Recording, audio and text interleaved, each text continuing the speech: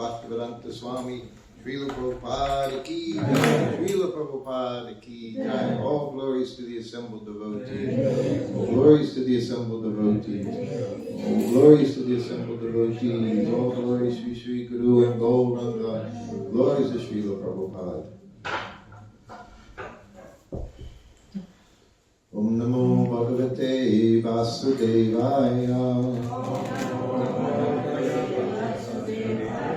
Om Namo Bhagavate Vasudevaya. Om Namo Bhagavate Vasudevaya.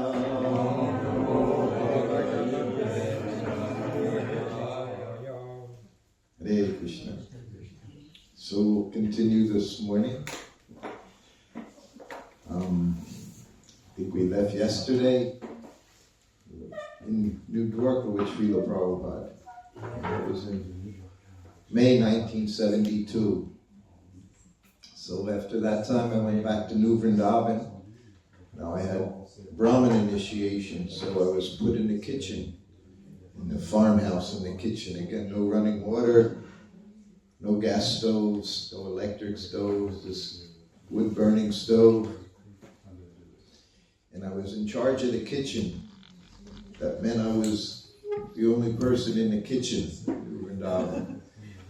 Kirtananda, he taught me how to cook a few things. Khichdi was one of the first preparations, and making rice chapatis, dal, making milk sweets for their lordships, Radha Vrindavan Chandra, New Vrindavan. So that was May, June, July.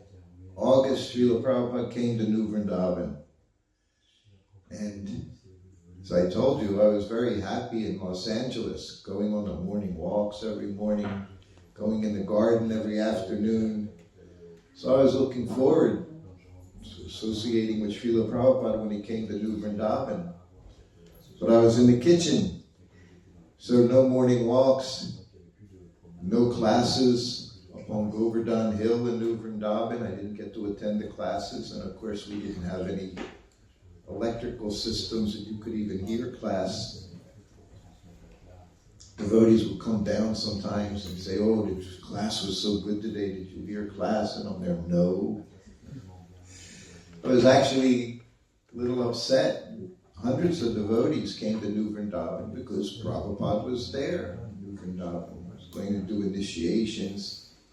It was Janmashtami, Vyas Puja time. I even see now, I see photographs in New Vrindavan. I see videos in New Vrindavan.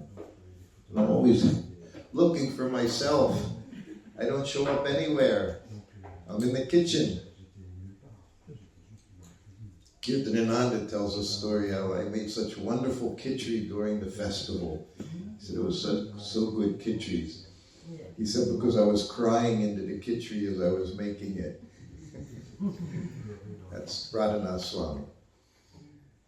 So, the day before Prabhupada left, he was there over a week, I think almost 10 days. The evening before he left, 8 o'clock at night, I'm in the kitchen, cooking the milk sweets for Radha Vrindavan Chandra for the following morning. Sandesh. Kirtananda taught me how to make very nice sandesh. One of Prabhupada's favorite sweets. He called it a tonic. Didn't even call it a sweet. It was a tonic. He came in. He said, "So, Prabhupada's leaving tomorrow.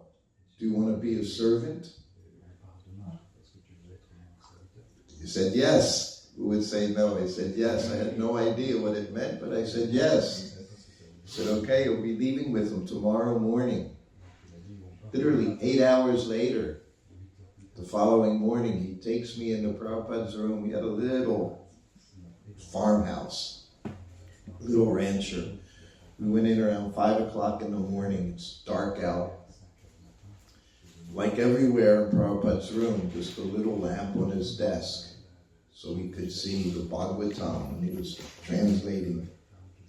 Early in the morning, we came in, we offered obeisances. Prabhupada, of course, had seen me some months before in New Dwarka. We offered obeisances, and Kirtananda said, "This is Sruta Kirti, Srila Prabhupada. He's going to be your servant." Prabhupada just looked at me. That was it. Kirtananda said, "He's a very good cook, but he doesn't know how to massage." Prabhupada said, "Anyone can massage." I found out later that wasn't.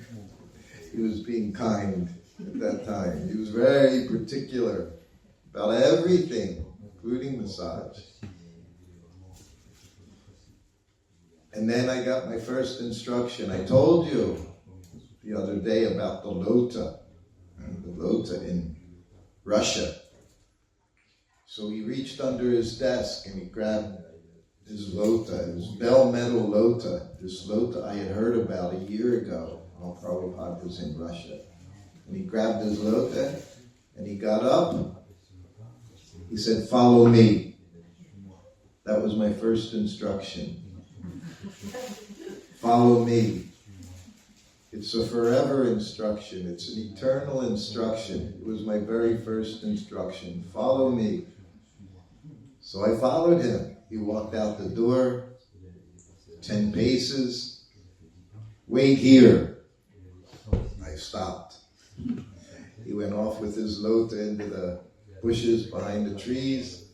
After a few minutes, he came back. And he handed me that lota that was filled with sweet rice a year before. He said, "Now wash it with soil and water. Put it back under my desk." So that was my very first service, was cleaning his bathroom lota, polishing it with the dirt, polishing his lota. So he let me understand what it meant to be personal servant. 2.5 years, I never had to clean the lota again. That was the one and only time I cleaned his lota. I was on the morning walk every morning.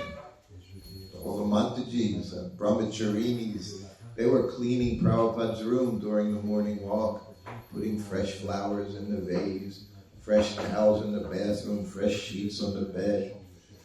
I was on the walk. But that morning, he made me clean his lota. So he left for Pittsburgh. And as I said, when you became Prabhupada's servant, there wasn't a manual. You know, now we have manuals. GBC College, courses to become disciple. We have disciple courses, GBC courses, japa retreats, courses for everything. There were no courses how to be a servant to Prabhupada. Shanasundar gave me my only instructions. When Prabhupada rings the bell, you go in the room. He said, when Prabhupada sits in the car, you sit next to him. When Prabhupada sits on the airplane, you sit next to him. Didn't sound so bad. I said, okay. He said, do you know how to record? I said, yes. It's like asking a 10-year-old if they know how to use a smartphone. They teach you how to use it. So I said, yes, I can. When Prabhupada's on the morning walk, you record. When he speaks, you record it. So that was it. That was my instructions. So we had a 2-hour drive from New Vrindavan to Pittsburgh. Prabhupada stayed there overnight. One night he stayed there. And it was the afternoon. I'm in his bedroom at that time in the temple. And Prabhupada's in a sitting room. And I have no idea what I'm supposed to do other than answer a bell. And I'm looking at his suitcase, Prabhupada's suitcase, and a few dhotis, 2 kurtas, sweater, a chadar. There wasn't much in there. And his cooker. I didn't know anything about the cooker. It looked kind of like a brass bomb.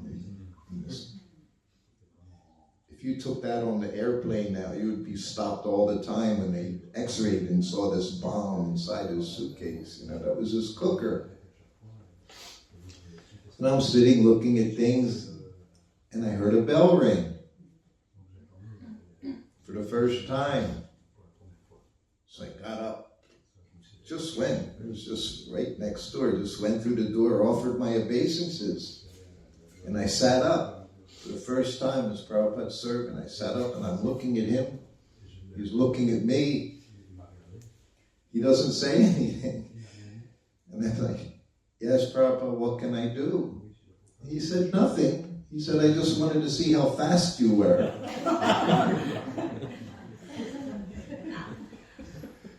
He was satisfied. I was fast enough. I answered the bell just like that. So I'm still looking at him. He's looking at me.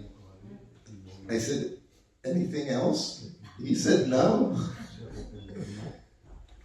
We're still looking at each other. I said, should I go now? He said, okay. So I left the room. Before he rang the bell, I'm there looking at his suitcase. There's all this anxiety being Prabhupada's servant. What am I going to do? What's going to happen? As soon as I went in the room, he said that. It all just faded away. Just one thing. I just wanted to see how fast you were. And I saw that sense of humor with Prabhupada. He also wanted to know, but it was funny. And I passed the test. So then we went from Pittsburgh, my very first time on an airplane, sitting next to Prabhupada on the airplane. You can't imagine what it's like. This was a short flight to Dallas, Texas, maybe an hour and a half. But imagine sitting next to Prabhupada 10 hours straight on an airplane, and you're just sitting next to him. And Guru Maharaj, pure devotee of Krishna. All you can do is have your hand in your bead bag. Try to chant. So we get to Dallas Temple. The temple's still there. I think Gurley Street it's called. Radha Kalachandji. Beautiful deities. Big, big black Krishna Kalachandji there. And the first Gurukula. Prabhupada wanted so much to teach the young boys.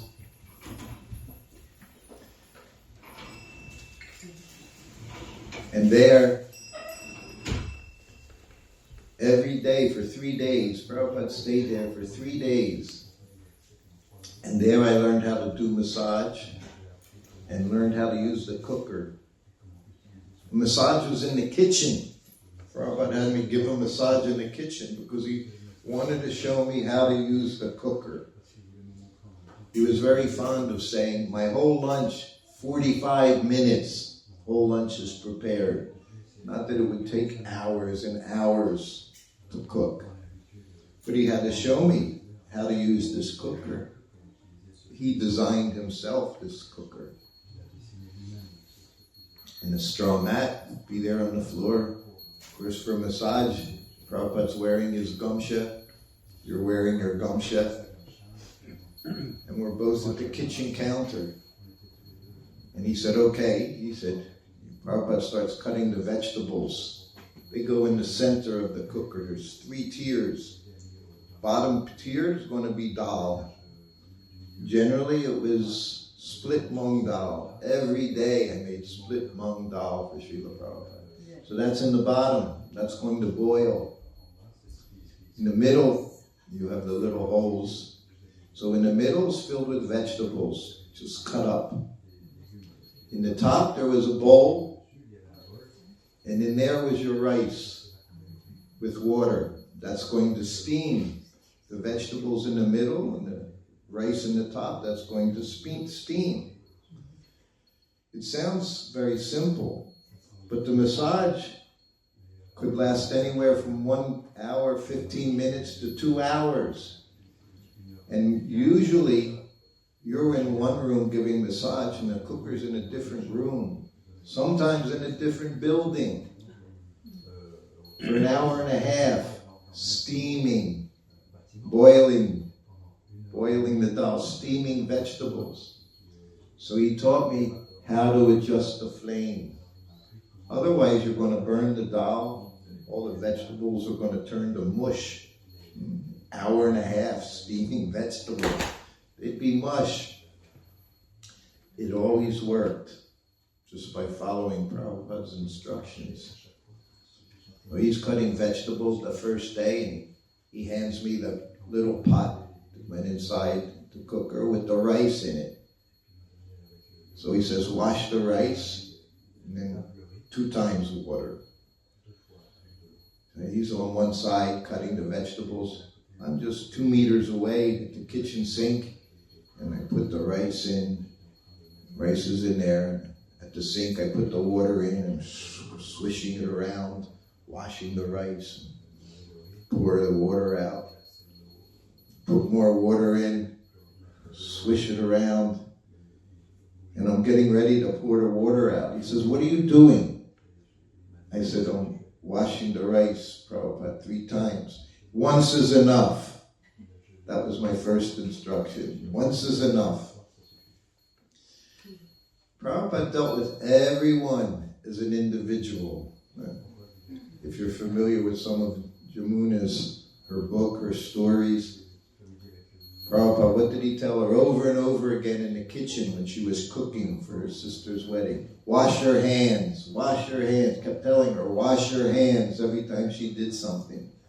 With me, he said, once is enough. I think he had an idea who he was dealing with.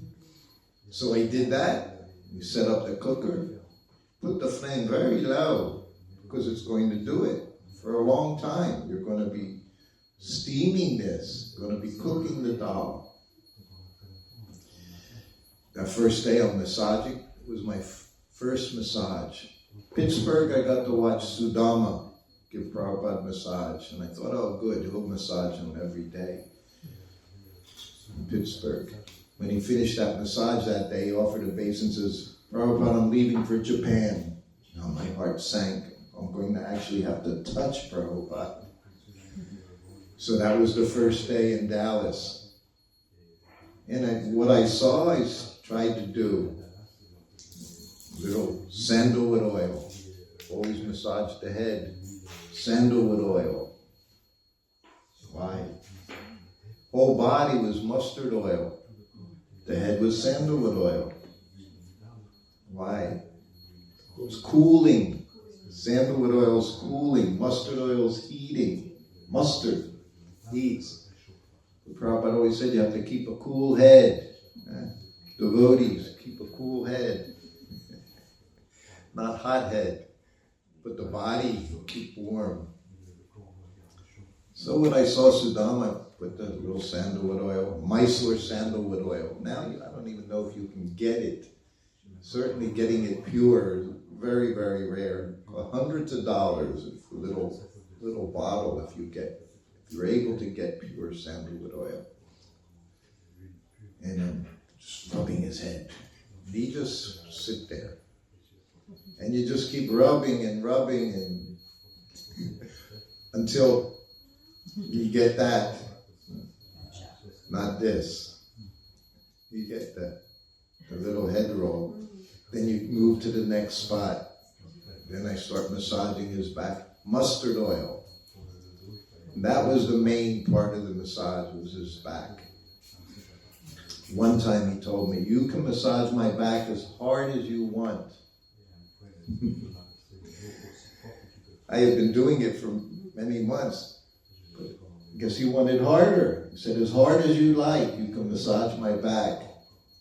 I was this young man, nice massaging and pushing and rubbing. And he just sat there like nothing was happening. And I kept pushing harder and harder, waiting for him to say, okay, you found this. Never said it. Just sat there very happily as if he was looking at the deities or something. Just sat there. Prabhupada's body wasn't so big. Couldn't move him on the straw mat, no matter how hard I pushed. He was very happy. Once he said, when I was massaging his back, he said, passive wrestling. Massage. Passive wrestling. He said, you do all the work, I get all the benefit. Which of course that wasn't true either. I was getting so much benefit. Just touching his form. But that was one of the very exciting parts of the day, massage. And you never knew how long it would last. Because each place you went from his head to his back, then you sat down beside him, rub his chest. He would just sit there as you put his arm out, massage his arms, pull his fingers. I hope you could hear that little noise, little crack. Pull his fingers. Then you do the legs, and you end with the lotus feet. And the same thing, and it's oils, mustard oil. So you're massaging the feet and you're pulling his toes.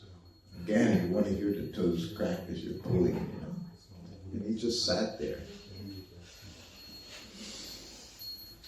After I was with him for a year, every time he would tell you when to go to the next spot just by his movement. And I thought, I've been doing this a long, long time. I know what I'm doing. So one day, I massaged his head, and then I thought, that's the right amount of time. I started massaging his back, and I continued the whole body that way. I didn't wait for his nod. I just went from one spot to the next, to the next. Second day, I did the same thing. And he just sits there, massage his head. I'm always thinking about the cooker, not just massaging him. I'm cooking his lunch at the same time, even though I'm not there. I'm cooking it. And I'm always worried. One day I'm going to walk in and it'll be a disaster. Never was. That was because Prabhupada. Second day I did that. This was a Bhaktivedanta manner. The third day, many things come in threes. Prabhupada would let things go once, twice, three times, and you're out. You know, baseball, right? 3 times and you're out. So the third day, I'm massaging his head. And I'm thinking I'm doing very nicely. Prabhupada's sitting there. I know what's going on. I'm timing everything. I took my hands off his head. He said, you massage me until I tell you to stop. Not until you tell you to stop. That was the end of that. You want to know what it was like to be Prabhupada's servant. That's what it was like. Every movement you made, he orchestrated it. Everything you did, every bell he rang, whatever you did, whatever you said, was with his permission.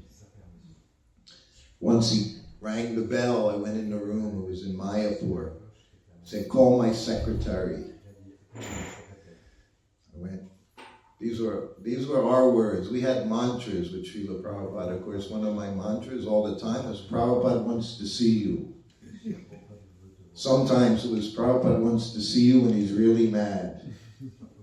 And you would enjoy saying it to whoever, because he's not mad at you, he's mad at them. He's mad at you also. So you say, Prabhupada wants to see you when he's really mad. Sometimes when I wasn't around, ringing the bell, someone would come. Prabhupada wants to see you when he's really mad. So to say it about someone else, that was nice. So his secretary goes in the room in Mayapur, offered his obeisances and sat up. Prabhupada looked at him. You don't move a pin on my desk from here to here without asking me.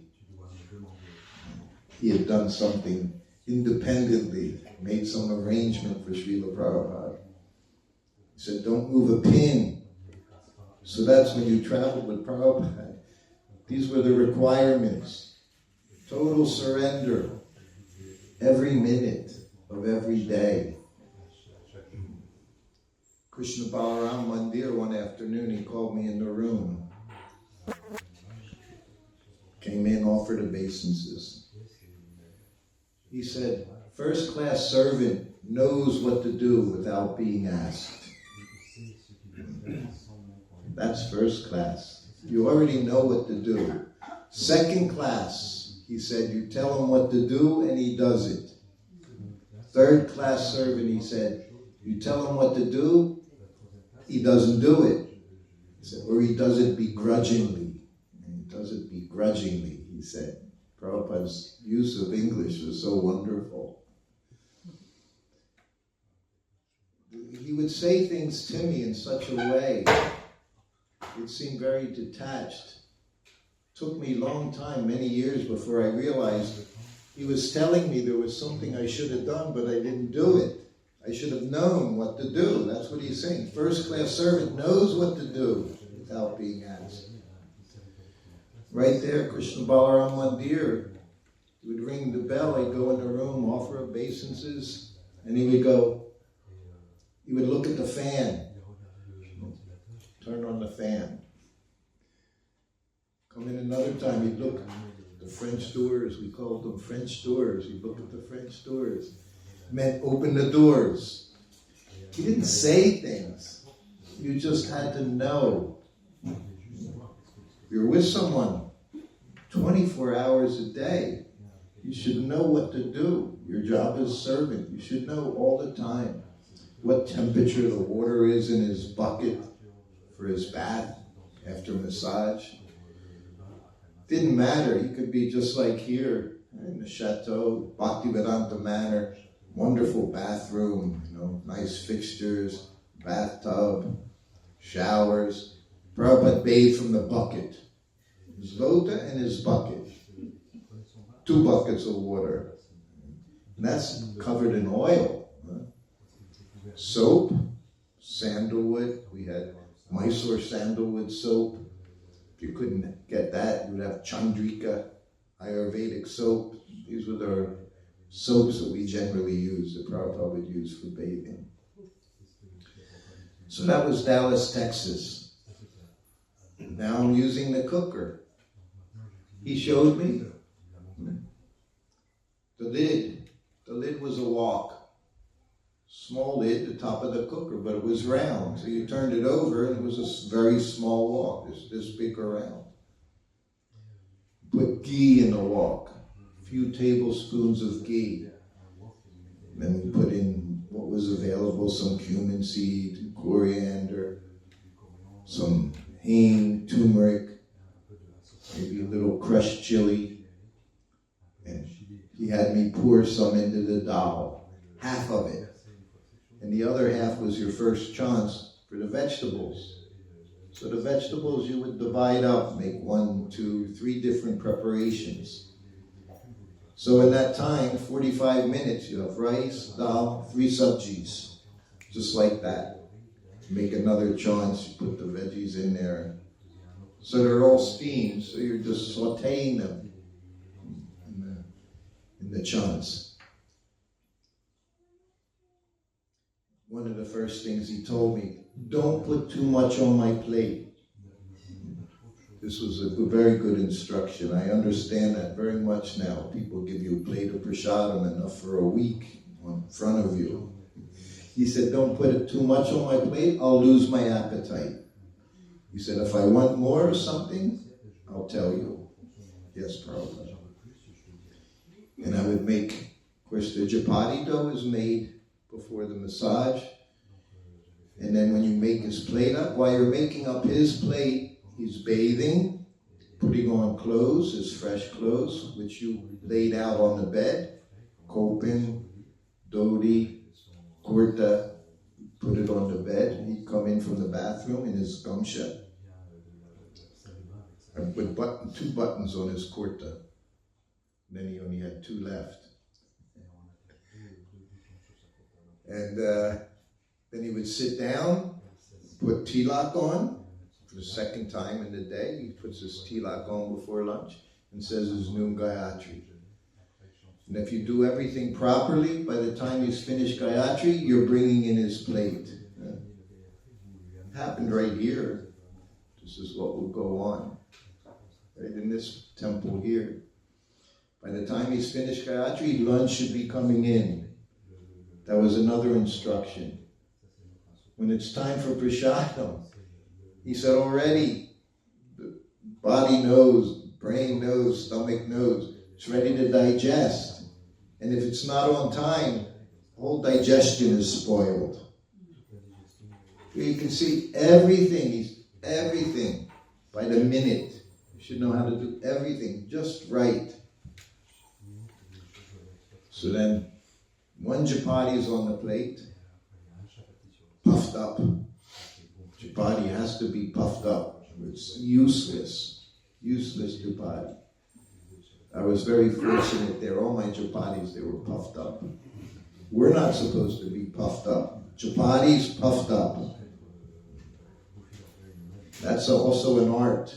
Traveling around, you see, puffed up chapatis that don't happen all the time in temples. But they should be. Otherwise, they'll be raw inside. So you bring the plate. As you're bringing in the plate in the room, he's getting up from his seat. He always, just like right here, would be straw mat, and the table, choki they call it, was against the wall. So he faced the wall, taking prasadam, not the room. He faced the wall. He would come sit down, you put down the plate, offer obeisances. You run out of the room, go back to wherever you're cooking, different room, different building. Los Angeles was across the street. You roll another chapati out, back and forth, back. Puffs up, put a little ghee on it, put it on a plate. We run back into Prabhupada's room, slide it onto his table, onto the plate, his thali. You offer obeisances. Sometimes you'll hear Prabhupada go, push it down, let the steam out of the chapati. You run back out of the room, make another chapati.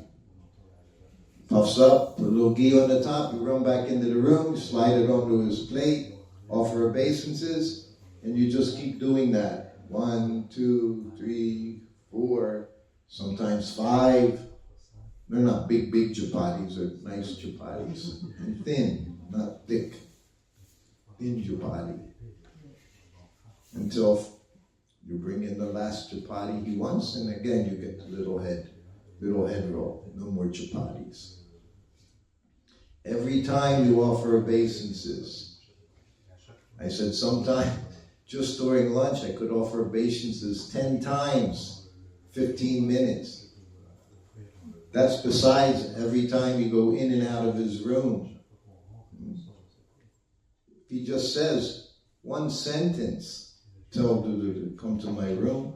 You offer obeisances going in, you offer obeisances again 1 minute later as you leave the room. He never said to me in the afternoon, you've offered obeisances enough today, that's enough. You could offer obeisances 30, 40, 50 times in a day. That was good. It was the easiest way to make some progress in Krishna consciousness, just offering your obeisances. I'll move around a little bit now. We're all talking about obeisances to Srila Prabhupada.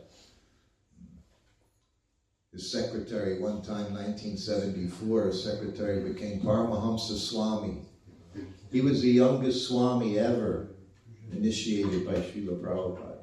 He was 19 when he became Maharaj. And 19. And he was so happy. It was about 1.5 years later, he became Prabhupada's secretary. Secretary, we all had our own duties. Servant, very personal service. The body of Srila Prabhupada. Secretary, he typed all the letters, read the mail to Prabhupada. Prabhupada gave him dictation. He would type the responses out. He arranged all the airfares, the tickets, our visas, our passports. I never had to do any of that. Now I have to do all of that as I travel. Didn't have to do anything. Just sat in the room next to Prabhupada. That was my business. The secretary was doing all those affairs. So he became the secretary. And I remember the first day, call Paramahamsa. We came in, and he would come into the room, and he was almost 2 meters tall. He wasn't heavy, but he was big moon-like face. He had very nice devotee. And he would do dandavats in front of Prabhupada's desk. Do a dandavat, chant, offer his obeisances, and sit up. So he did that one time. Next time I called him, he went in the room again, falls down on the ground, does a dandavat. The third time, told you 3's, special number, Vedic. Third time, he goes into the room, he does a dandavat, starts chanting Namo Vishnu Padaya. Prabhupada said, get up. He said, how are we going to get anything done? You lying on the floor.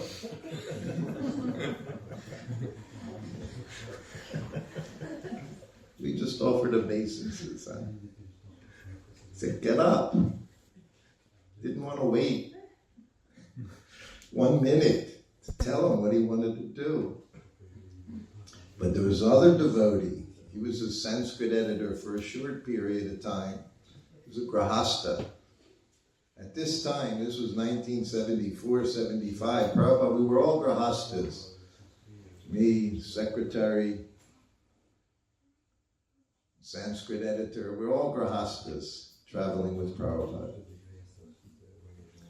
And I'm massaging Prabhupada before lunch. I'm behind him. As I said, most of the massage are behind him, the head and his back. And the Sanskrit editor comes in with a question. Prabhupada didn't just get a massage. That's when the secretary would read the mail, would dictate answers.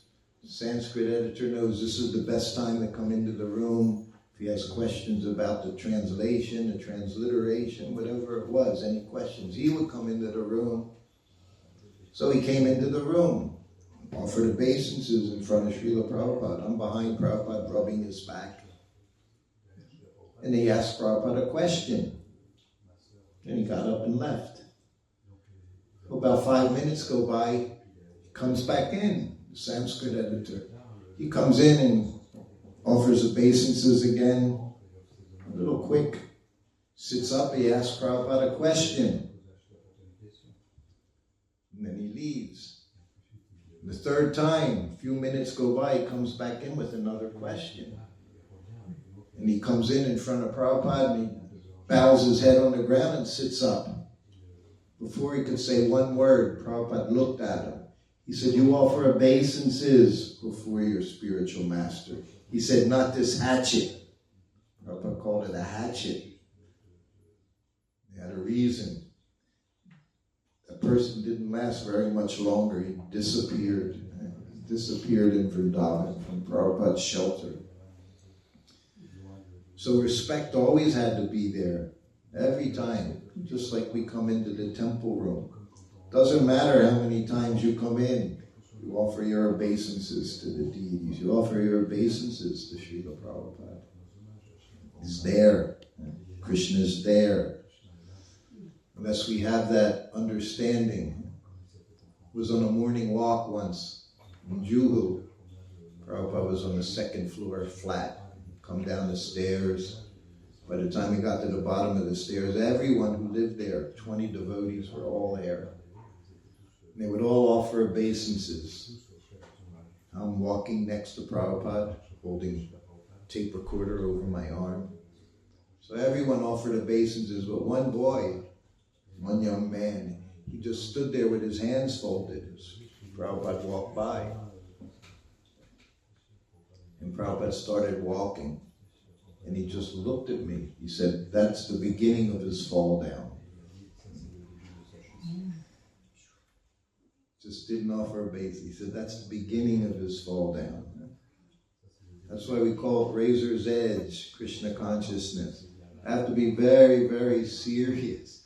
As soon as you become inattentive, as soon as you become a little careless, it's just a matter of time, unless you correct yourself. And that's why Prabhupada would chastise us again and again and again. Not just because he wanted to chastise, he wanted to keep you, and so that you don't fall off that boat, the ship he provided to become God conscious. Sleeping was one of the most often would ring his bell. So many times we'd go in the room, he would ring his bell. From Dallas, we went to San Francisco. So now I'm Prabhupada serving for about 3 days, 4 days. So I'm becoming a little confident. Oh, in Dallas, I forgot. That first afternoon after he took prasadam, Prabhupada took a nap after lunch. Half hour, sometimes all the way up to an hour. He's only sleeping 2-3 hours at night. He took a nap after lunch. So that afternoon, it's my second day with him. He rings the bell. The door was just like there. So I came in. I offered obeisances right beside him. I didn't come in front of him, which was more formal, kind of. But because the door was there, I just offered obeisances right beside him, and I sat up. He looked at me. He said, Sruta Kirti, your name's too long. He said, from now on, I'll call you Sruto. I said, yes, bro. He never called me Sruto again. But it was my second day. He was just making me comfortable to be with him. You can't serve if you're not comfortable. A person, if you're always in anxiety, how can you do any service? So he said that to me. I said, yes, Prabhupada. Sruto, that was like a Bengali, like we always say, you don't say Ramo, you know. I see all the time people, why do they say Ramo? You know, Bengali, it's pronounced, the A is pronounced, oh, anyway, that's something else. But Sruto, he said. I said, yes, Prabhupada. Then he looked at me. He said, do you take a nap after lunch? Oh, I thought he was questioning. I was in Maya, sleeping in the day. We never slept in the daytime. We were from New Vrindavan, like here. It was a farm. You worked all the time. Kirtanananda, his expression was, we're not reading Bhagavad Gita, we're living Bhagavad Gita. That was the philosophy in New Vrindavan. Didn't even have time to read, there was so much to do. So when Prabhupada, he questioned me, are you taking a nap after lunch? We took naps during Bhagavatam class in the morning. It's like you see here in the morning, no one's taking a nap here. That was the only time you got any extra rest, was during the Bhagavatam class, in the class. We had one godbrother, he could take a nap giving class. He was very expert. And then he would open his eyes and right where he left off, he would continue with the class. Godbrothers. So I said, no, Prabhupada. And he looked at me. He said, I'm an old man. He said, when you're old, you can't sleep too much at any one time. So I take a nap after lunch. And I'm looking at him and I'm thinking, who is this person? He's traveling all around the world, initiating thousands of people, installing deities. And he's talking to this silly little boy, telling him he takes a nap because he's an old man and can't sleep at any one time. That was when I understood a little bit the humility of Srila Prabhupada, explaining to his servant, who's being flown everywhere around the world to serve his every desire. And he's telling him about taking a nap. And I thought, I have no understanding who this person is. This transcendental person from the spiritual world. But all these things in just the course of 48 hours, it just increased my desire to serve him. It made it easier to serve him personally. because he was so personal. And he accepted me so quickly in such an intimate way. Intimate, to be traveling with Prabhupada 24 hours a day. So that was Dallas. There's so many other things were going on. But from there we went to San Francisco. And there Prabhupada stayed at this one house. It was owned by one hippie person. The devotees, they had nowhere for Prabhupada to stay. He let them use their house. They cleaned it for days before Prabhupada came, just to make it presentable to Srila Prabhupada. So Prabhupada arrived, we went to the house, of his luggage. And it was just a chair, like in the living room. Prabhupada sat in the chair. There was some kirtan. And Prabhupada looked at them. It was like a half a dozen devotees, his disciples in the room. And he said, in the Vedic society, when a guest comes, you wash their feet. So Prabhupada had to tell them to wash his feet. He did it in such a sweet way. He said, in Vedic culture, someone's traveling, they come, you wash their feet, he said. And then later on he said, is there any prasadam to distribute? He said, you have to distribute prasadam. So they brought some, cut up some apple, gave everybody little prasadam. That evening, he rang the bell. Every evening Prabhupada had hot milk. Boiled. We learned that 3 times as well. Right? Watch it foam up. Turn the flame down. And 3 times. It had to be that hot when you brought it to Srila Prabhupada. Boiling hot in a cup on a plate. And sometimes, while I was with him, many, many times, he would tell you what he wanted for the evening. Sometimes puris and sabji, sometimes parathas, sometimes puffed rice, always hot milk, just a little sugar or honey in it. So that evening he calls me into his room and he said, you can make me puris and chips. I said, yes, Prabhupada. So I had never made chips before. Potato chips. So I go in the kitchen and I make the puri dough and make the puris, and I'm cutting these potatoes really, really thin to make chips, potato chips. I fry them in the ghee, little salt on them. It was my first time cooking in the evening for Srila Prabhupada. So I bring the plate in, he's just sitting behind the desk, put the plate on the table, offer obeisances, he looks, he says, what are these? I said, they're potato chips. He said, no, they're not. He was asking for, in the US, we call these fries. Of course, here, we call them French fries, because we didn't like anything British. The Americans, they didn't like anything, We drove on the right side of the road because they drove on the left side of the road. What they called chips, we called fries. What they called crisps, we called chips. So Prabhupada was asking for chips, like British style, fish and chips. He was asking for fries, but I didn't know what he said. So I made these crisps. So then I brought in another puri. And he looked at me, he said, they're very nice. I said, oh, thank you. Would you want more? No. He said, that's okay. He never asked me for chips again, 2.5 years, never asked for chips. Yeah. So that was my first blunder, not knowing how to give him.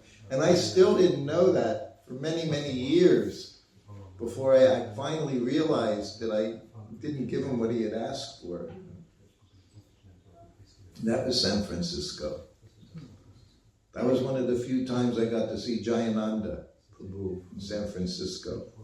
Prabhupada did 2 programs in the evening. And after the program, all the devotees came up to see Prabhupada just to get his blessings and maybe Prabhupada to say something. They all came up to the Vyasa-san. This was in a hall. And Prabhupada's sitting there. They're all getting Prabhupada's darshan. Prabhupada said, "Where's Jayananda?" I said, "Oh, he's in the kitchen, Prabhupada. He's making popcorn for Sankirtan, Harinam Sankirtan." Prabhupada said, "Oh."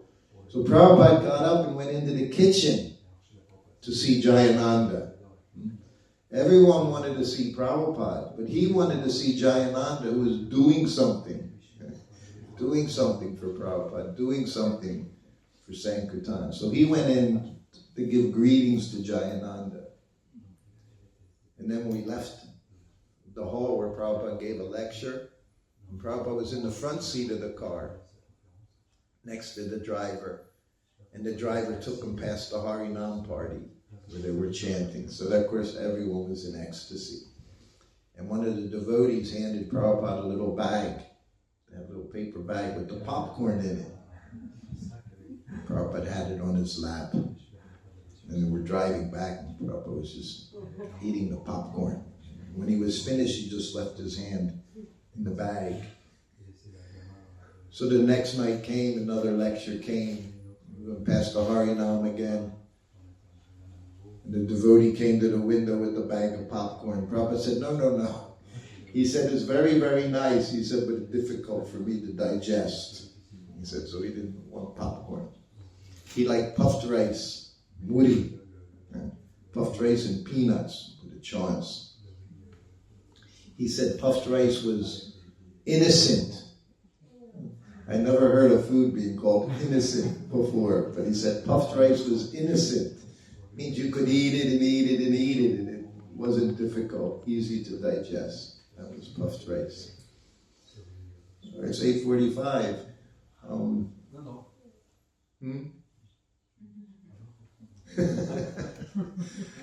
So that was San Francisco. Oh, it's only 8:43. I have 2 more minutes. Okay. Yeah, no. Anyway, in any event, if you want, we can stop here. If there's any questions, anyone has a few questions or anything, we'll talk for a few more minutes. Yes, Prabhu. Yeah. When you were cooking with this stove, you use some fuel. What you use fuel for trucks, something like that. You have no smell of the fuel you used for cooking. Fuel? Yeah. Oh, whatever was available. Yes. Traveling around. Usually there was gas stoves. Vrindavan, Jamuna prepared his lunch in a bucket. Bucket with coal and cow dung.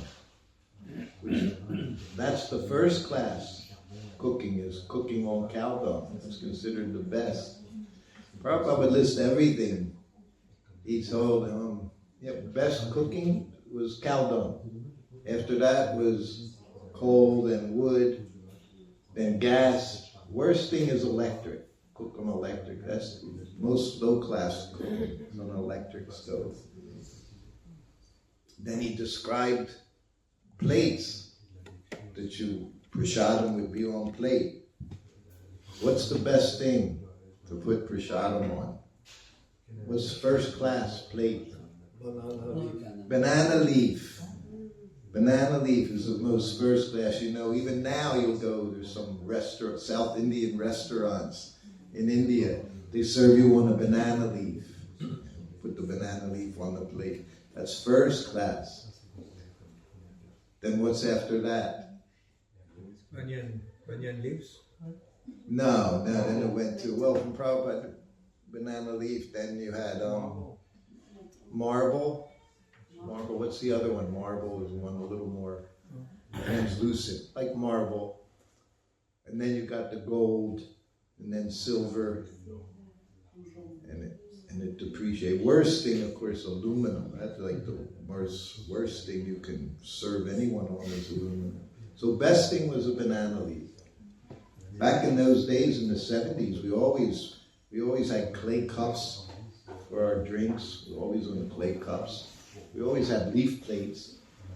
I see that now they make a big deal out of it. I've seen Europe, they come up with a leaf plate. That was like, they've been having leaf plates in India for thousands of years. They've been eating off of leaf plates. But it's a big deal for us now to come up with this eco-friendly spoons and knives and plates and all these things. The rice bowl had holes in it. Mm-hmm. In the cooker, the top type for the rice had some holes in it. No, just water. So it was Basmati rice was 2 parts water and it would steam. The steam from the bottom would cook the rice. There was water in the rice. Yes, 2 parts. 1 part rice, always basmati rice. Prabhupada ended his meal with the rice. He started with chapatis. So breaking his chapatis into different sabjis, the dal. Then when he was finished with the chapatis, then he would have rice. Then he would mix his rice with the different things. Was he putting some sugar, sometimes mixing the rice with sugar? No. Some of that No. He always had sweet at the end.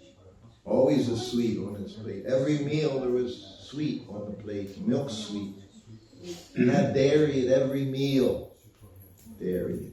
And all the chances were made in ghee. Dahi? Everything was fried in, didn't have much fried. Bitter melon. Start the meal with bitter melon because that also increases appetite and good for the digestion, bitter melon. So his sister was cooking in mustard oil. Oil. His sister. His sister, Pishima, yes, Pishima. She would come into the temple in Calcutta. She just had sari on, like, I don't know how many meters of sari that she would wear. And the first time you see Pishima, you would she looked like Prabhupada. Her face was like Prabhupada. She had black glasses she would wear. She was even shorter than Prabhupada and wider than Prabhupada. And she would come into the temple, Calcutta, and she would have stuff in her sari. She would have a bottle of Ganga Jal, Ganga water, and she would have mustard oil, because we didn't have mustard oil in the temple. Only I had mustard oil for massage. So she would bring mustard oil for cooking. And when she saw devotees, she always sprinkled them with the Ganga Jal, with the Ganga water. Me, she didn't like me very much. She told that. Kuladri told me while I was in New Vrindavan the other day. Kuladri said, Prabhupada doesn't like Sruta Kirti. She didn't like Sruta Kirti because he would prevent her from going into Prabhupada's room at different times. She didn't like that. She liked free access to Prabhupada.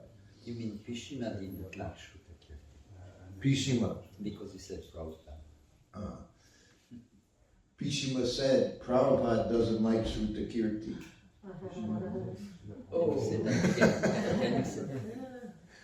Because I didn't let her go see Prabhupada. So she liked everyone, but me she didn't like very much. But there's a long story about that.